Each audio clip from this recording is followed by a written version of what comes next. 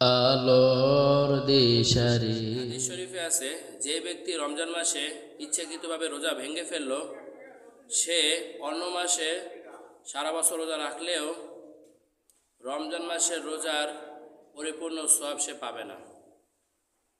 আল্লাহ তাআলা আমাদেরকে রমজান মাসের সকল রোজা রাখার তৌফিক দান। বান্দার গুনাহ যত বড়, তার চাইতে আল্লাহ তাআলার ক্ষমা অনেক বেশি। যদি তোমাদের বিশ্বাস না হয় তাহলে এই রমজান মাসে পরীক্ষা করে দেখো।